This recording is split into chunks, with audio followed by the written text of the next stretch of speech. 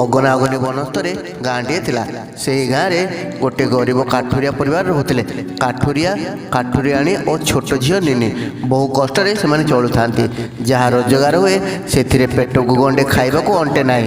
ପଡ଼ିଶା ଘର ଲୋକମାନେ ମହା ଆନନ୍ଦରେ ଚଳୁଥାନ୍ତି। ପୁନିଆ ପର୍ବରେ କେତେ ପ୍ରକାର ଭୋଜିଭାତ କରି ଖାଉଥାନ୍ତି। ହେଲେ ଏମାନେ ଖାଲି ଦେଖି ଦେଖି ରହୁଥାନ୍ତି। ରାଗରେ ସେମାନଙ୍କର ଦେହ ଖାଲି ଜଳି ଯାଉଥାଏ। ଚୁଲି ପାଖରେ ବସି ନିଆଁ ପୋଉଁଥିବା ବେଳେ କାଠୁରିଆ ଓ ତା ଭାରିଜା କଥାବାର୍ତ୍ତା ହେଉଥାନ୍ତି। କାଠୁରିଆ ତା ଭାରିଜାକୁ କେତେ କଥା ବୁଝାଉଥାଏ, ହେଲେ ତା ଭାରିଜା ଜମା ବୁଝୁନଥାଏ। ସେ ଖାଲି କହୁଥାଏ, ଆମେ ଗରିବ ହେଲେ କିଛି ଚିନ୍ତା ନାହିଁ, କିନ୍ତୁ ମୁଁ ଯାହା ଚାହାନ୍ତି ତାହା ଯଦି ମିଳିଯାଆନ୍ତା ତେବେ ଆଉ ଦୁଃଖ କରନ୍ତି ନାହିଁ। କାଠୁରିଆ ସଙ୍ଗେ ସଙ୍ଗେ କହିଲା, ମୁଁ ତ ମଧ୍ୟ ସେୟା ଚାହୁଁଛି। ଯଦି ପରି ସହିତ ମୋର ଦେଖା ହୋଇଯାନ୍ତା ତେବେ ମୁଁ କହନ୍ତି, ହେ ମା, ମୋ ଧନ ଦରବ କିଛି ଦରକାର ନାହିଁ, ଖାଲି ଏତିକି ବର ମୋତେ ଦିଅନ୍ତୁ। ମୁଁ ଯେତେବେଳେ ଯେ ଜିନିଷ ଦରକାର କରିବି ତାହା ମୋତେ ମିଳିଯିବ। ଏହି କଥା କାଠୁରିଆ ଓ ତା ଭାରିଜା କହୁ କହୁ ସଙ୍ଗେ ସଙ୍ଗେ କବାଟ ଖୋଲିଗଲା। ଚାହୁଁ ଚାହୁଁ ଭିତରକୁ ପଶିଆଲେ ଜଣେ ଅପୂର୍ବ ସୁନ୍ଦରୀ ନାରୀ। ସେ ଧୋବା ଫର ଫର ପୋଷାକ ପିନ୍ଧିଥାନ୍ତି, ବେକରେ ହୀରାର ନୀଳାର ସୁନ୍ଦର ହାର, ହସ ହସ ମୁହଁ। କାଠୁରିଆ ଓ ତା ଭାରିଜା ଆଗରେ ଠିଆ ହୋଇ ସେ କହିବାକୁ ଲାଗିଲେ, ମୁଁ ହେଉଛି ପରିରାଣୀ। ତୁମମାନଙ୍କ କଥା ସବୁ ଶୁଣି ସାରିଛି, ସେଥିପାଇଁ ଏଠାକୁ ଆସିଲି ତୁମମାନଙ୍କୁ ଗୋଟିଏ ବର ଦେବା ପାଇଁ। ଏ ଗୋଟିଏ ବରରେ ତୁମର 3ଟି ଇଚ୍ଛା ପୂରଣ ହେବ। କାଲି ଭିତରେ ଏହି ବର ଫଳିବ, କିନ୍ତୁ ସାବଧାନ, ଏହା ଛଡ଼ା ଆଉ ବର ମୁଁ ଦେଇପାରିବି ନାହିଁ।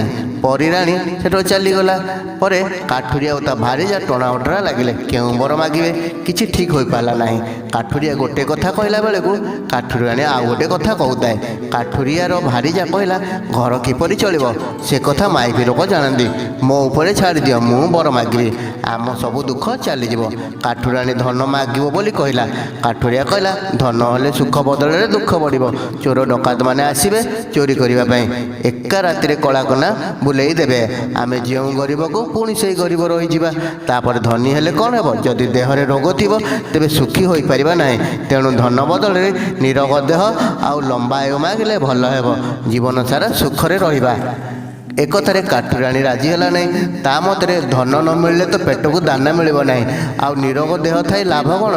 କାଠୁରିଆ ଭାବିଲା, ଠିକ୍ କଥା, ତେବେ କ'ଣ ମାଗିବା କ'ଣ ନ ମାଗିବା ଭଲ କରି ଦେଖି ଚାହିଁ କରିବା, ତା ନହେଲେ ପଛରେ ପୁଣି ଅସୁବିଧାରେ ପଡ଼ିବା। ଏହି ସମୟରେ ଜୋରରେ ଶୀତ ଲାଗିଲା।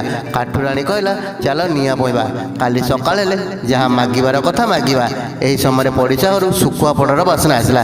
ସେ ବାସ୍ନାରେ କାଠୁରିଆଣୀର ମନ ଉଚ୍ଛନ୍ନ ହୋଇଉଠିଲା। ସେ ମନେ ମନେ ଭାବିଲା, ଶୁଖୁଆ ଖଣ୍ଡେ ହୁଅନ୍ତା କି, ପୋଡ଼ି କରି ଖାଆନ୍ତି। ଏତିକି କହିଛି କି ନାହିଁ, ଘର ଚାଲୁ ଗଳି ପଡ଼ିଲା ପୋଳାଏ ଶୁଖୁଆ। ଏହା ଦେଖି କାଠୁରିଆଣୀ ଆଶ୍ଚର୍ଯ୍ୟ ହୋଇଗଲା। ପରିରାଣୀ କଥା ଠିକ୍ ହୋଇଗଲା ବୋଲି ସେ ଜାଣିପାରିଲା। କାଠୁରିଆଣୀ ରାଗି ପଞ୍ଚମ, ଏମିତି ଗୋଟିଏ ଛୋଟିଆ ଜିନିଷ ମାଗି ମୂଲ୍ୟବାନ ବରଟିଏ ନଷ୍ଟ କରିଦେଇଥିବାରୁ ତା ଭାରିଜା ଉପରେ ରାଗି କେତେ କ'ଣ ବକିଗଲା। ରାଗରେ କହି ପକାଇଲା, ତୁ ଏତେ ଆମିଷ ଖାଇବାକୁ ମନ କରୁଛୁ? ମୋ ମନ ହେଉଛି ଏ ଶୁଖୁଆ ଗୁଡ଼ାକ ତୋ ମୁହଁରେ ଲାଗିଯାଆନ୍ତା କି, ତୋ ଆଇଁଷ ଲୋଭ ଏକାଥରେ ଛାଡ଼ିଯାଆନ୍ତା। ସତକୁ ସତ କାଠୁରିଆର ମୁହଁରୁ ଏତିକି କଥା ସରିଛି କି ନାହିଁ, ସଙ୍ଗେ ସଙ୍ଗେ ଶୁଖୁଆ ଗୁଡ଼ାକ କାଠୁରିଆଣୀ ମୁହଁରେ ଲାଗିଗଲା। ଗେରସ୍ତ ଭାରିଜା ଦିଜଣ ଯେତେ ଚେଷ୍ଟା କଲେ ମଧ୍ୟ ଟାଣି କରି ବାହାର କରିପାରିଲେ ନାହିଁ। କାଠୁରିଆଣୀ କାନ୍ଦିବାକୁ ଲାଗିଲା। କାଠୁରିଆ ବି ମନ ଦୁଃଖ କଲା। ନିଜର ଖାମଖିଆଲି କଥା ପାଇଁ କାନ ମୋଡ଼ି ହୋଇ ଚାପୁଡ଼ା ଖାଇଲା। ହେଲେ ନିଜ ଭାରିଜାଟା ତ ମୁହଁରେ ଏପରି ଶୁଖୁଆ ଲାଗି ରହିବାକୁ ସେ ବା କେତେ ଦିନ ସହିପାରିବ? ସେ ଭାବିଲା, ସେଇ ଶୁଖୁଆ ଉପରେ ଗୋଟେ ସୁନା ଖୋଳ କରିଦେବା ପାଇଁ ପରିରାଣୀକୁ କହିବ। କାଠୁରିଆଣୀ କିନ୍ତୁ ଏଥିରେ ରାଜି ହେଲା ନାହିଁ। ସେ କହିଲା, ଶୁଖୁଆ ଯେତିକି ଓଜନ ତାଠୁ ଅଧିକ ଓଜନ ହେବ ସୁନା ଖୋଳ। ତାକୁ ବହି ମୁଁ ଆଉ କ'ଣ ଚଲାବୁଲା କରିପାରିବି? ମୋର ଦରକାର ନାହିଁ ସୁନା ଖୋଳ। ମୋତେ ଯଦି ଏଥରକ ବର ମାଗିବାକୁ ନ ଦେବ ତେବେ ନଈରେ ଯାଇ ବୁଡ଼ି ମରିବି। ଏହା କହି କାଠୁରିଆଣୀ ଦୌଡ଼ିଲା ନଈ ଆଡ଼େ। କାଠୁରିଆ ତା ପଛେ ପଛେ ଦୌଡ଼ିଲା। ତାର ଯାହା ଇଚ୍ଛା ସେଇ ବର ମାଗିବାକୁ କହିଲା। ତାପରେ କାଠୁରିଆଣୀ କହିଲା, ମୋ ନାକରୁ ଏ ଶୁଖୁଆ ମାଳ ଖସି ପଡ଼ୁ। ସେଇଆ ହେଲା, ଶୁଖୁଆ ସବୁ ଖସି ପଡ଼ିଲା। କାଠୁରିଆଣୀ କହିଲା, ଯାହା ହେଉ, କେତେ ହାଲୁକା ଲାଗିଲା। ହେଲେ ପରିରାଣୀ ଆମ ଦୁଃଖକୁ ଥଟ୍ଟା କରି ଉଡ଼ାଇ ଦେଲେ। କାଠୁରିଆ କହିଲା, ସେ କଥା ନୁହେଁ, ଆମେ ଆମ ସାହି ପଡ଼ିଶାକୁ ଥଟ୍ଟା କରୁଥିବାରୁ ଏମିତି ଫଳ ମିଳିଲା। ତେଣୁ ଆଜିଠାରୁ ଆଉ କାହା ପ୍ରତି ରାଗ ନ କରି ଆମ ଦୁଃଖରେ ଆମେ ରହିବା, କଷ୍ଟ କରି ପେଟ ପୋଷିବା।